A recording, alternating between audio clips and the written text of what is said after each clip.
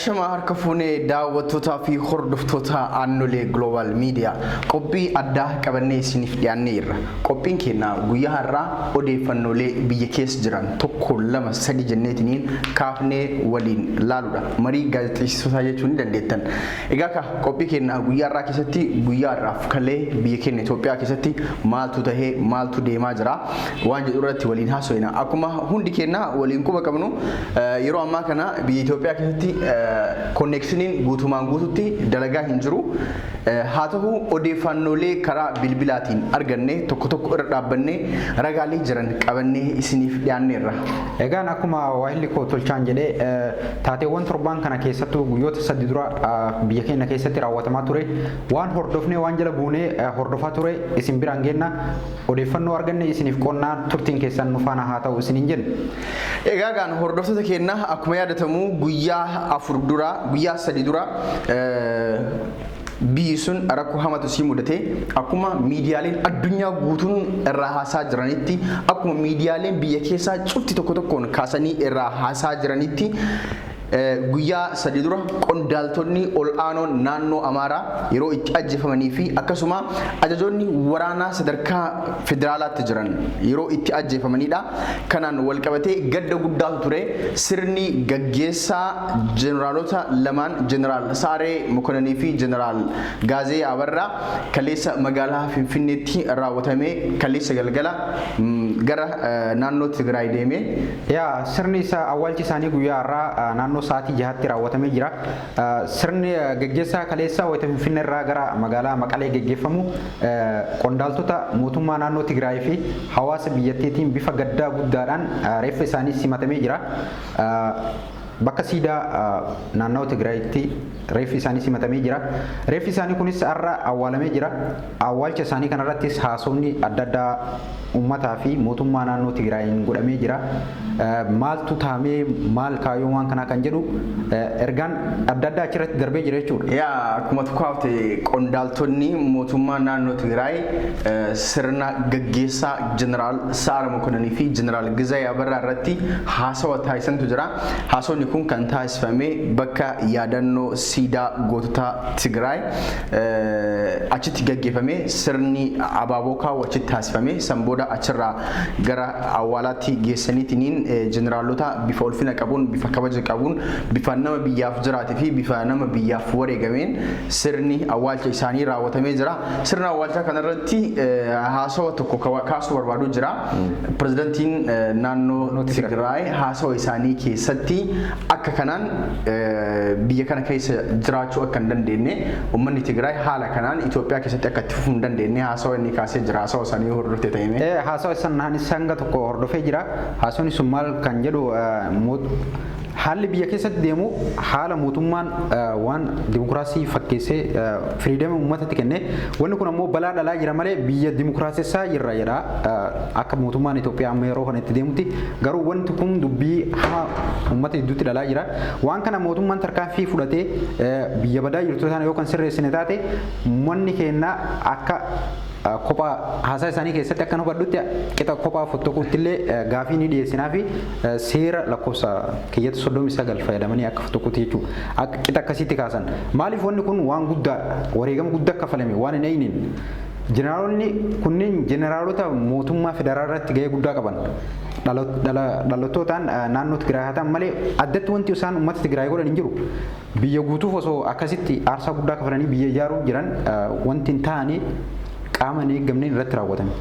Wanta kana mootummaan hordofee kan wanni hin goone yoo ta'e gara biraatti deemuun akka danda'amu dubbata fuula isaanii irraa ni mul'ata jechuudha. Dhugaadha akkatu kaaftee pirezidantiin naannoo Tigraay Dr. Dabratsiyoon haasawa kana hin yaadattee ta'e guyyoota 15 durallee waan kana kaasanii turanii bifa kanaan Tigraay akka biyyaatti Itoophiyaa keessatti akka itti fufuu hin dandeenye yaada isaanii yeroo ibsatantu jira. Maaliif uummanni Tigraay yeroo ammaa rakkoo keessa jira.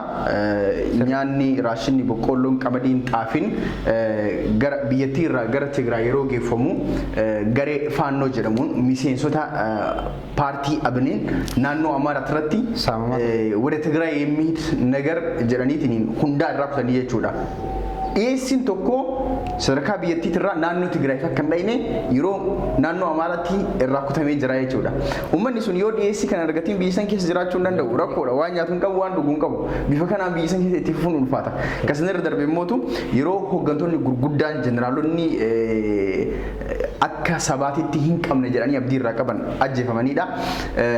Biyyi tuni dimokiraasii keessaa baateetiin gara biraa deemaa jirti.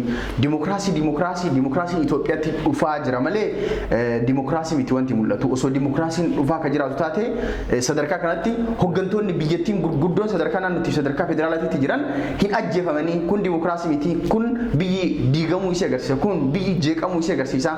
Haala kanaan uummanni Tigraay biyya kana keessa jiraachuu hin danda'u. Barbaachisaa taananiin uummati Tigraay hiree isaa mataa isaatiin akka murteeffatu gooneetiin kophaatti illee bahamee biyya mataa keenyaa ijaarrachuu hin dandeenya waan jedhu yaada kaasanii yaa sirriidha. Yaadni kunillee waama keessa isaaniitti qoqama uume. Hooggantoonni kunniin hooggantoota abdii irraa qaban isaanii miti Itoophiyaan abdii irraa qabdi. Garuu qaama hin eeggamne qaamni kun akka pirezidaantiin kun jedhetti warra dur ummata Itoophiyaatiin taphataa turetu har'allee karaa gabaabaadhaan filannoo ummataatiin alatti qaxxaamuraan deebi'ee ummata Itoophiyaa gabromsuu barbaada. Kana keessatti nu qoodan fudhannu. Eenyuyyuu akka ta'eef beeknanu illee isaan illee nu beekanii ifirraa ittisna. Kana ammoo mootummaa kanaaf jennee yoo mootummaan tarkaanfii kan fudhanne ta'e nu akkatti ifirraa deebisnu beeknaa jedhan. Maalidha wanti kun gocha kana karaa hawwatee paartii warra Amaaraa keessaa warra duruma ummata gabromfataa ture jechuudha. Karaa gabaabaan qaxxaamuruu warra barbaadu. Kanaammoo abadan keessummeessinu. Ni miidhame. Uummanni Tigraay qabsoo hadhaawaa gaggeesse. Waggaa 17 gaara galeetiniin hamma tokko mirga isaa hamma kanatti kabachiisuu danda'e. Ummati kun ammallee deebi'ee ummata san gabroomsuu barbaada. Ummata sana osoo hin ta'in karaa qaxxaamuraatiin biyya san diigeetiniin aangootti ba'uu barbaada. Impaayira fi fedhii yeroo fedha. Dimokiraasii bal'ifna jecha yeroo olaantummaan seeraa cabu mootummaan dhaabbatee akka laaluu hin qabne ergaa dabarsanii waa'een warra Tigraay egaa gana laalleen gahaa gama biraatiin naannoo Amaaraatti balaan kun ka'umsi isaa achirraayi. Naannoo Amaaraatti qondaaltonni mootummaa naannoo Amaaraa hedduun guyyaa san wareegamanii jiru. Sirni awwaalcha isaaniillee magaalaa Bahar Daaritti akka raawwatamu darbee jira. Achitti maaltu deeme waan hordoftee yoo jiraate? Naannoo Tigraayitti akkuma beekamu qondaaltonni hooggantooti ol'aanoon pirezidaantiin naannichaa Dr. Ambaachoon gorsaan isaanii akkasuma abbaan alangaa naannichaa kunniin warra gurguddaadha. Poolisoonni kaabinoonni xixiqqooleen hedduudha warra jidduu kanatti hidhame. Ara warroota gurguddaa sanii sirni awwaalcha isaanii gaggeeffame. Isteediyeemii magaalaa Bahar Daaritti sirni gaggeessaan taasifamee fi namoota hedduun achitti walitti dhufanii itti aanaan muummee ministeera Itoophiyaa Bodammaqaa Mokonninii illee haasawa taasisanii haasawa hedduu garaa nama tuqu ijoolleen maatii wareegamtoota haasawa taasisanii waan akka malee garaa nama nyaatu dhugaa waan namatti dhagahamu bifa saniin sirni o'aan gaggeessaa isaaniif taasifameetiniin sirni awwaalcha isaaniillee akkuma magaalaa Bahar Daaritti raawwatame. Yaa kun yoo kana jenne warri ka'umsa jeequmsa kanaatiif bu'uura ta'elleen deebi'ee wareegama kana keessatti qooda fudhatee jira. Isaan keessaa jeneraal Asaminoo Tsiggee guyyaa san borumtaadha humna waraana biyyattiitiin kan wareegame. Isaanis akka nama tokkootti namni tokko balaa yoo dhalchellee walirra waa beeka namni waan ta'eef reeffi isaanii akka maatii isaaniitiif kennamee awwaalamu mootummaan naannichaa ajaja dabarsee maatiillee gaafatee iddoon dhaloota isaanii naannoo Amaaraa keessa Laallibalaadha. Reeffi isaanii akka garas geeffamu beekamee jira jechuudha. Yaa jeneraal Asaminoo Tsiggee nama madda rakkoo kanaa ta'e jeneraal Asaminoo Tsiggee arma dura yeroo Mallas Zeenaawiin aangoo irra jiru yaalii fonqolchaa bifuma amma raawwate kanaan raawwachuudhaaf isaa yaalii irra jiru bo Mallas Zeenaawiin tika jabaa waan qabaniif odeeffannoo qaban irra dhaabbataniitiin jeneraal Asaminoo Tsiggee mana hidhaatti darbanii jeneraal Asaminoo Tsiggee waggoottan 8 darban mana hidhaa keessa ture. Erga muummeen Abiyyi gara aangoo dhufee mana hidhaa san keessaa baafamee achi aangoon guddaan sadarkaa naannootitti itti gaafatama biiroo bulchiinsa nageenya naannichaa tahanii akka hojjetan taasifame. Haa ta'u waggaa tokko keessatti caasaa nageenya naannichaa ijaarrateetiin mootummaa hidhaa isa baasee aangoo gubbaa isa kaa irratti fonqolcha gaggeessee achitti yaalii godhe. Fonqolchi sin milkoofne inni illee lubbuu hin hafne hojii inni raawwatee dogongora ta'uu qofa osoo hin tahin akka sabaatitti uummati Amaaraa kasaaraa guddaa keessa akka galu tokkoffaa kasaaraa qalbii lammaffaa hooggantoota isaa dhabuudhaan tokkoffaa inni wanti matumti isaatu jeneraal Asaaminoon hin du'e pirezidaantiin naannichaa hin du'e gorsaan isaanii hin du'e abbaan alangaa naannichaa hin du'e kasaaraa guddaa saba kana keessa galchanii rakkoo isaanii osoo karaa teessootiin waliin dubbatanii furachuu danda'anii marii hiikkachuu danda'anii sadarkaa kanatti balaan kun hin dhalatu ture. Inni kuni kanaani jeneraal Asaaminoo Tsiggee guyyaa har'aa naannoo Amaaraa magaalaa Laalibalaatti inni sirni awwaalcha isaa raawwate waan nama gaddisiisu garuu namicha kana kaayyoon isaa inni duus kaayyoon isaa har'as akka jirudha. Uummati naannichaa akka goota wayyitti bayeetiin simate mootummaan ilaalcha kana jijjiiruu hin danda'u taananiin biyyi kun of durattis balaa hamaa keessa galti. Maaliif akkaataa uummati naannichaa bahee itti geeraree akka gootaatti itti simate yoo laaltu kaayyoo isaa san tarkaanfachiisuudhaaf waan hawwii guddaa qaban fakkaata. Wanti kun immoo biyya kana gara hin malleetti oofa waan ta'eef mootummaan ammuma irratti dalageetiin waan kana irratti waan yaadachiiste jecha hayyuu fi nama siyaasaa rogeessa nama cimaa buleessa jechuudha. Obbo Leencoo Lataa nama siyaasaa Oromoo keessatti yeroo dheeraa qooda fudhachaa ture waan jedhantu jira waan kana irratti jechuudha. Dubbii waan kana irratti Itoophiyaa ceesisuudhaaf Itoophiyaa dimokiraatessuudhaaf jedha hunduu garuu kaayyoo garaagaraa qabatee deema jedhe namu. Kun Itoophiyaa ceesifnaa jedhee ceesumsa kana keessatti karaa dur barateen abbaa irrummaadhaan Itoophiyaa ceesisuuf gara tokkoon fiigedha. Garri kun ammoo dimokiraasii makana itti fufnaa jedha. Warra federeeshinii illee nulleen dimokiraatessinee akkasitti itti fufnaa jedha. Itoophiyaa ceesifna yennaa kaayyoon ceesisuuf deemuun hunduu garaagaraa kanarratti biyya ammoo miidhama guddaa keessa buutee amma miidhamtee jirti. Miidhamtee jirtidhaan. Akkasuma maaliif kan kana jedhee jeneraal Asaaminoo Tsiggee wayita du'u namoonni kaayyoo isaa san deemsisuuf fedhii qaban hedduun ni mul'atu.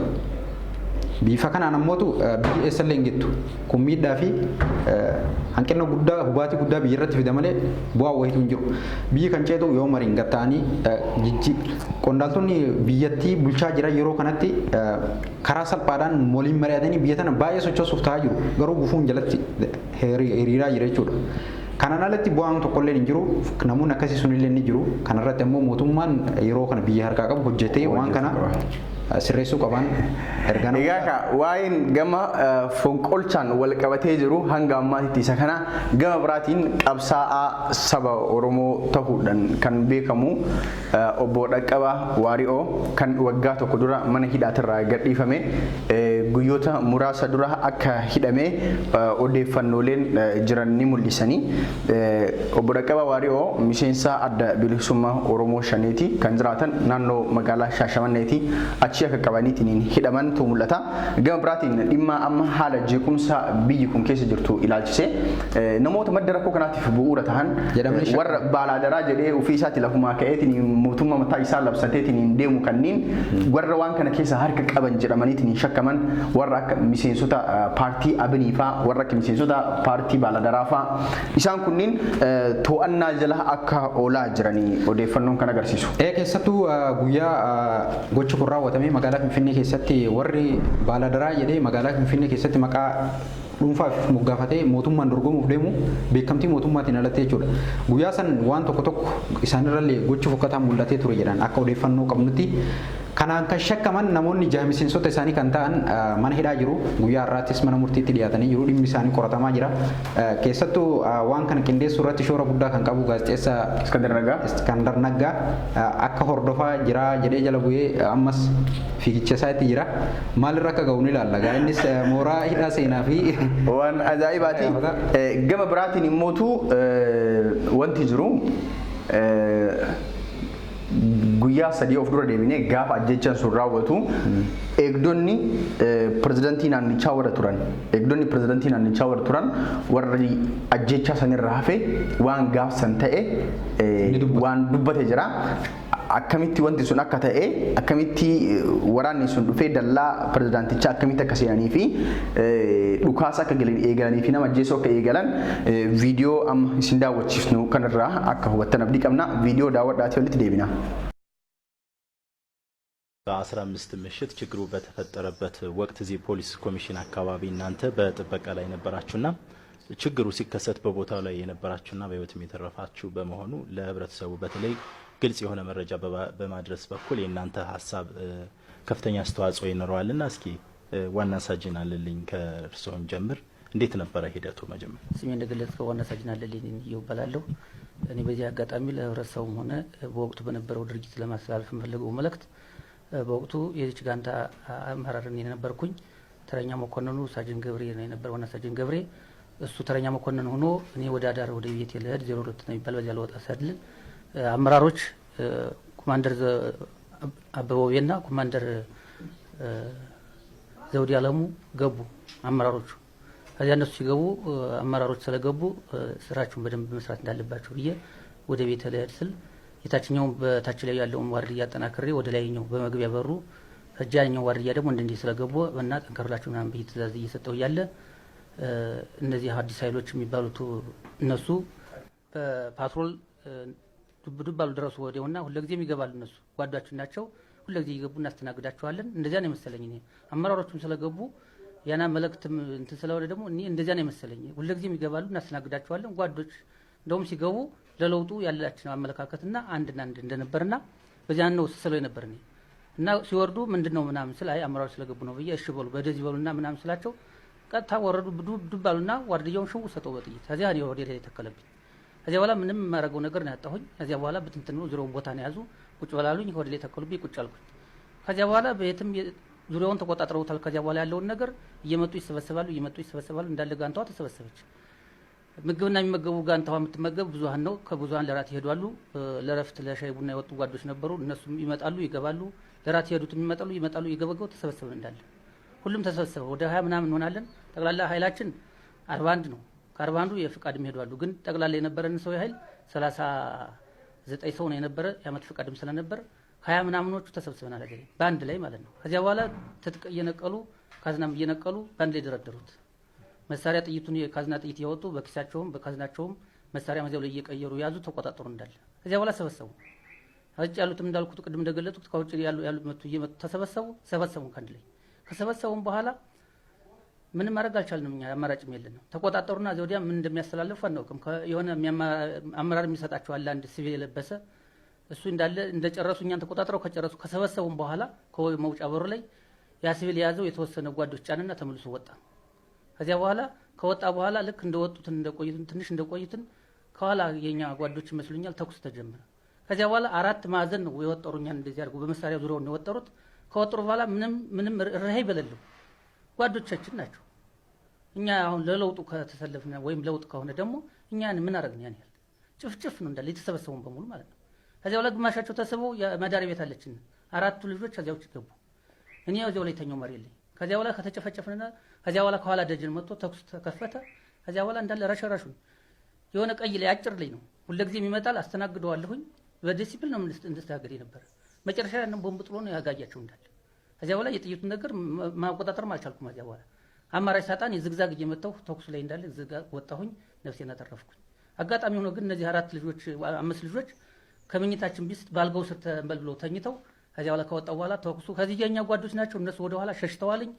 እነዚህን አትፍጇቸው ብዬ ከተናገርኩ በኋላ ተኩሱ ቆመ። እነዚህ 5 ልጆች እንዲተርፉ ነው አለኝ። ይሄን 6ቱ ሞቱ፣ 7ቱ ቆሰሉ። የሚያሳዝነው ነገር በጣም የሚያሳዝነው ነገር ግን መረጃው ልኝ ማለት ነው ኢንስፔክተር ማን ነው ይባል ዮናስ የሚባል ማለት ነው። እሱ ቀጥታ በዚህኛው ሲያፍኑት ወደኛ መጣ። አይ እኔ እኮ የኔ አይደለም ምናምን ሀኛ ጋር አይደለም ምናምን ሲላቸው ሀኛ አይደለም አልኳቸው። እኔ ምን ልታረግ መጣ ምናምን አለ። ጨምሩት በሰደፍ ነው ወገቡን ለብሎ ይጣለው። ከዚያ እሱ ማውሮት መጣ። በሚያሳዝን ሁኔታ ማለት ነው። ድርጊቱ እንደዚህ ነው። መልካም ወደ ዋና ሳጅን ገብርኤል ለፍና በዛ ወቅት ጥቃቱ እዚህ ፖሊስ ኮሚሽን ላይ ሲፈጸም እናንተ የምታውቋቸው ኃይሎች ነበሩ ወይ? እንዴትስ ነው ያያችሁት ያን ሁኔታው? በጀርባ በር ነው የነበሩ። ከጀርባ በር ልጁን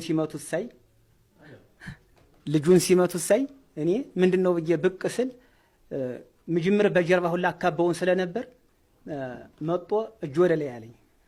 እጅ ወደ ላይ ሲለኝ አይ እነዚህ የኛ ሰዎች አይደሉ አብረን የኖርነ ሰዎች እንዴት ነው እጅ ወደ ላይ የሚለኝ ብዬ እንዲህ ወዲያ ምን ብለህ ነው ስለው እጅ ወደ ላይ ነው እኮ ምልህ እጅ ወደ ላይ እኮ ነው የምልህ ሲለኝ እኔም ያው ስጋት አደረብኝና እጅ ወደ ላይ ስል ከዚያ በኋላ ግማሾች መሳሪያ ይሰበስባሉ፣ ግማሾች ዋና ሳጅን አለልኝ ቅድም ሲናገር እንደነበረው ልጆችን ይሰበስባሉ፣ መሳሪያ ይሰበስባሉ።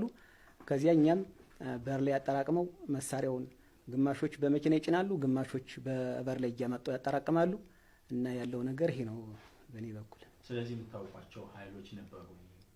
ምናውቃቸው ናቸው።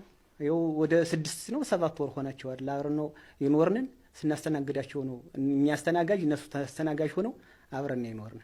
ኮንስታብል መላኩ ወደ አንተ ልምጣና ጥቃቱ ሲደርስ እናንተ እንዴት ተረፋችሁ? በጥቃቱ ውስጥ የነበረው ሂደት ምን ነበር የሚለውን ባጭሩ ደግሞ ካንተ እንስማ እስኪ። እኛ መጀመሪያ ፓትሮል መኪና መጡና ዱብ ዱብ ብሎ ወረዱ።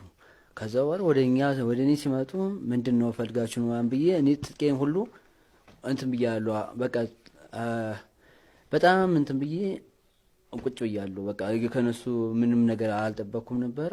ከዛ በኋላ ትጥቅን ፍታ ሲለኝ እኔ ትጥቄን እንዴት ምፈታ አልኳቸው። ከዛ በኋላ እናንተ የኛ አባል ከሆናችሁ እንዴት ነው እኔን የምትመቱኝም ትጥቄን የምሰጣችሁ ስላቸው፣ ከዛ በኋላ ከ3 በላይ ነበሩ። እኔን ያዙኝ። ግማሹ በጥፊ ሲመታኝ በርግጫ መተኝና ወደኩኝ። ከዛ በኋላ ትጥቄን ወሰዱ። ከወሰዱ በኋላ ጥበቃ ቦታ ያለችው መኪና መውጫና መግቢያ ላይ እዛ ጋር አስቀመጡን። ካስቀመጡን በኋላ ተኩስ ሲጀመር ሌሎችን በተኩስ ልውውጥ አረጉ ከጸረ ሽምቅ። ከዛ እኛም እንደ ተኩሱን ከጨረሱ በኋላ እኛም ወጣን። በቃ የኛ ጓዶችም ይቆሰሉ አሉ፣ የሞቱም አሉ። ይህ ሁኔታ ሲፈጸም ያንን በእናንተ ላይ ጥቃት ለማድረስ የመጣውን ኃይል ማን ይመራው እንደነበረ በማን አመራር ይሰጥ እንደነበረ ማወቅ ችላችሁ ነበር ወይ? እስኪ እዚህ ላይ ያለው ጥሩ አመራሮች ሲሰጠው የነበረ ያው ሁልጊዜ ይወጣሉ። በሌላ ካምፕም ስለሆኑ ካምፕም ብዙ ስለማንገናኝ ማን እንደሚያስተባብረው እንደሆነ መለየት አልችልም በዚያ ሰዓት። ምክንያቱም አንድ ነው ቀይ መለባሽ ነው አስተውሰዋለሁ በደንብ አድርጌ። ቀይ የለበሰ ጎኔት የለበሰ ልጅ ነው እሱ ነው እንዲበሉ እንደውም መሀል ላይ አንድ እጁን የሰጠ ሌሊት የተያዘ እጅ በመከላከያና በእኛም አብረን ገብተን የያዝነው ልጅ ተልኮ እሱ ልጅ በጣም እንደሆነ በእውነቱ መቼም ትእዛዝ ወይም ሆኖበት ካልሆነ በስተቀር እንደ አይነት ጭካኔ ለማድረግ ፍላጎትም የለውም ነበር። ያን ያህል ሲመቱና ሲደበድቡን ተው እያለ ትዕግስት እንደውም ሲከላከል የነበር ጓድ ነው የነበር። ያን ጓድ ማታ የተያዘው ልጅ ሌላ ኬዝ ነው ብለን ብናስብ ኑሮ እኛም ራሳችን መከላከል እንኳን እንችል ነበር። በመዘናጋት ጓዶች ናቸው በማለት ሁልጊዜም እየገቡ እያስተናገር ናቸው። ጥሩ ጓዶች ናቸው እየተባባልን እየተመሰጋገን ባለንበት እንደ አይነት ድርጅት ሲፈጠር ያዘናጋንም ይሄ ነው እንጂ እንደሌላ ቢሆን ራሳችን ቢያንስ መከላከል እንችል ነበር። ያለኝ መልእክት ይሄ ነው። በመጨረሻ ምስኪ ኢንስፔክተር ደመቀ ወደ አንተ ልምጣና መጨረሻ ላይ እዚህ ፖሊስ ኮሚሽን አካባቢ ጥቃት እንደተፈጸመ ስታውቁ ነው እናንተ ደግሞ መጣችሁ ይሄንን ለማስለቀቅ ጥረት ያደረጋችሁትና መረጃው እንዴት ወደ እናንተ ደረሰ? እንዴት ተሳወቃችሁ? ፖሊስ ኮሚሽን ላይ ችግር አለ፣ የሆነ ችግር ተፈጥሯል። ይኸው የስልክ ሪፖርት ነው። በተጨማሪ ዶክተር አምባቸው ላይም ጥቃት እየደረሰ ነው የሚባለውን ነገር በስልክ ደውሎ ተነገረን። ያ ስልኩ እንደሰማ ነው ወዲያውን ከዛ ስንዘጋጅ አንዲት መኪና መታ። ያው ሁሉንም ሰው አላመጣሽም፣ ቋርጣ ይዛ መጣሽ። እነዛ መተው እዚህ እንደደረሱት ያው ችግር ፈጣሪውን ለይተን አናውቅም የነበር። መጀመሪያ የመጡት ልጆች ቀጥታ ሲደርሱ ያው ኮሚሽኑ ላይ ያለው ውስጥ የቆዩ ሰዎች እሱ በፊት ወገን እንደሆኑ ነው የምናውቅ። አንድ ተቋም እንደሆነ የምናውቀው እኛ። የቆየነ ግን የተኩስ ልውውጥ ነው፣ ወደኛ ተኩስ ነው የሆነው። ተኩስ ሆነ። ያው ምላሽ እኛም አጠፋው ምላሽ አድርገናል። የመጨረሻ ያው እኛ ወደ 4 ልጆች ጉዳት ደርሷል። ቢሆንም ግን እኛም እንዳለነ መከላከያም በኋላ ተጨምሮና ቦታውን በቁጥጥር ስር ያዋልንበት ሂደት የነበረ መሆኑን ነው የምናውቅ። ከሱ በፊት ሰዎቹን አናውቅም የነበር። ከዚህ መተን ተኩስ ከሆነ በኋላ ግን የሰዎቹን ማንነት ማወቅ ችለናል።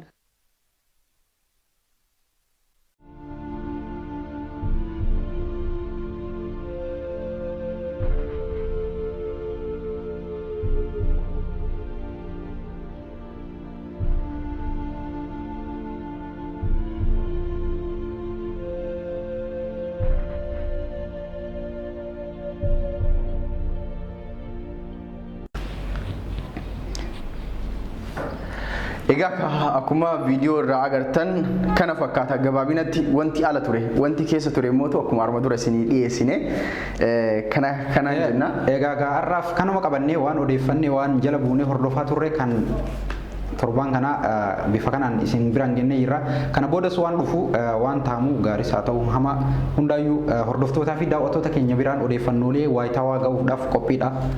Egaa akkuma jettee biyyi rakkoo amma ka'e kanaan tasgabbeessuudhaaf mootummaan konnekshinii cufeetiniin haalota jiran to'ataa jira. Odeeffannooleen biyyarraas dhufan baay'ee xiqqaataa dhufanii jiru. Haa ta'uyyuu hanga humna kennaatiin gaaras buunee lagas buunee tabbas baaneetiniin odeeffannoolee hamma agarree funaanneetiniin kan isin biraan geenyu ta'a. Qophiin keenya guyyaarraa akkanumaan raawwata. Sagantaa birootiin hanga walitti deebinutti nagaan nuuf tura. Nagatti nanga qopheessitoonni qophii kanaa Jaatanii Abdii fi Tolchaa Huseen ogeessi kaameraa kennaa Tamaam Huseen ture fayyaa nuuf ta'a nagaan nuuf tura hanga qophii biraatiin walitti deebinutti jennaan.